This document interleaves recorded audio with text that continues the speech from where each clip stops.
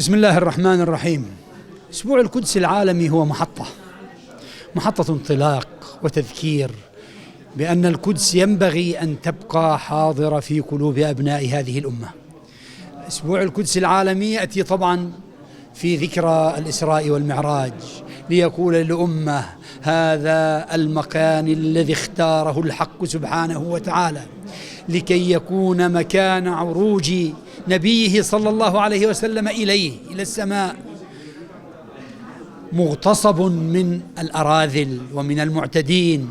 أي أيها المسلمون إن كرامتكم معتدى عليها، وإن حقوقكم مغصوبة، وإن مقدساتكم مدنسة مسلوبة.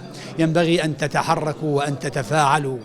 رسالة أسبوع القدس هي تذكير للأمة ولضمائرها بأنه لا يجوز لكم أن يستقر لكم قرار ولا أن يهدأ لكم بال، والأقصى أسير وغزة تعاني والأمة تعيش هذا الضنك. لا بد أن تتحرك الأمة بمجموعها وهي قادرة بإذن الله تعالى على الفعل. هذا لعلها رسالة أسبوع القدس. المطلوب التحول من القول إلى الفعل. هذا كلامي الذي أتكلمه أمامكم الآن، علي أن أعكسه إلى أعمال وأن أنزل إلى الناس وإلى الميدان وأحرض وأتكلم. وإذا كنت ذا مال أن أقدم من مالي، وإن كنت ذا قول مؤثر أن أذهب إلى من أؤثر فيهم أو أكتب لهم وأؤثر فيهم، وإن كنت ذا منصب ومكان أن أستثمره في نصرة القدس. المطلوب أن نحول هذه الأقوال إلى أفعال، كل من موضعه ومن بابه الذي هو فيه. فلا بد لكل أن يحمل الراية، ولا يجوز لمسلم أن يقول أنا هامش، أنا لا أملك، أنا لا أقدر. سمعناها من كثير، لا نملك إلا الدعاء. الدعاء ليس قليل ولكنه غير كاف، والدعاء لا يكون إلا من عامل، ولا ينفع من قاعد إلا أن يكون معذورا بقعوده. ليس على الأعمى حرج ولا على الأعرج حرج ولا على المريض حرج. إن كان كذلك فربما يكفي وعظيم منه أن يرفع يديه بالدعاء. أما إن كان ذا مال ويدعو بأن يتبرع المسلمون وهو لا يبذل فلا فائدة في دعائه.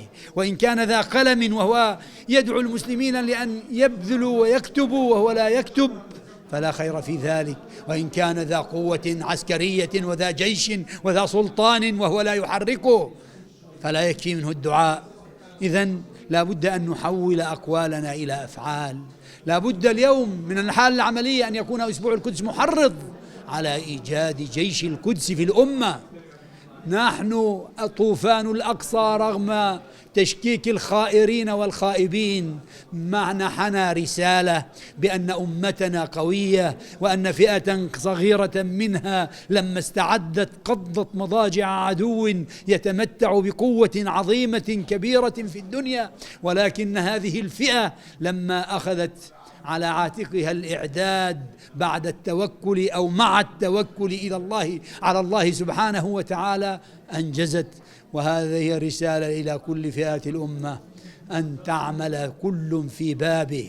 إن جيوشنا لا ينبغي أن تبقى مهمتها تلميع أحذيتها ولا ترتيب ملابسها، ولا بد أن تتحول مهمتها إلى دربة وإلى إخافة العدو والدفاع عن الحدود. مع الأسف أن كثيرا من بلادنا ليس غزة وفلسطين فقط أصبحت اليوم نهبا للعدو ومستباحة من قبله، والجيوش تبحث كيف تواجه الشعوب لا كيف تواجه الأعداء الذين يعتدون على كرامة هذه الأمة.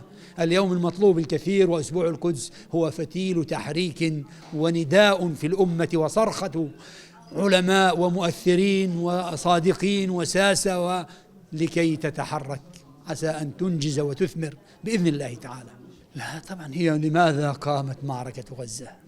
ما اسم طوفان غزة؟ أليس هل اسمه طوفان غزة؟ اسمه طوفان الأقصى.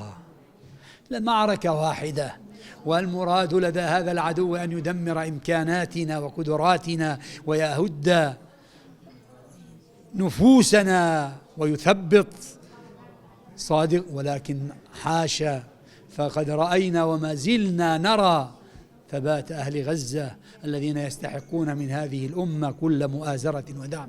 المعركة في غزة هي المعركة في القدس، وهي المعركة في الضفة، وهي المعركة في 48، وهي المعركة على كل أرض فلسطين. أقول لك المعركة في القدس هي المعركة في السودان.